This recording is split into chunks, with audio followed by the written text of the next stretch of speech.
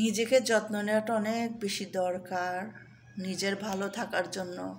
আমরা এই যে যারা নিজেকে সুন্দর করে পরিষ্কার পরিচ্ছন্ন থাকি বা সুন্দর কাপড় চোপড়, আমরা কিন্তু সবসময় মানুষকে দেখানোর জন্য করি না, নিজের ভালো লাগার জন্য করি, নিজের ভালো লাগা থেকে করি, আর নিজেকে ভালোবাসি বলেই করি।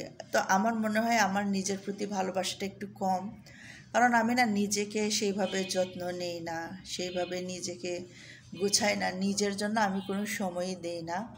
তো সেই জন্য কিন্তু আমি মানুষের কাছে অনেক অবহেলার শিকার হই। তো নিজের দুর্বলতার কথা, নিজের অবহেলার কথাও আসলে কাউকে নাকি বলতে হয় না, তাই এটা ডিটেলসে কিছু বলছি না।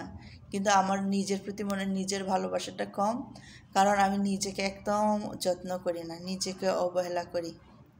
সেজন্য মানুষ আমাকে একটু অবহেলা করার সুযোগ পায়, তাই না?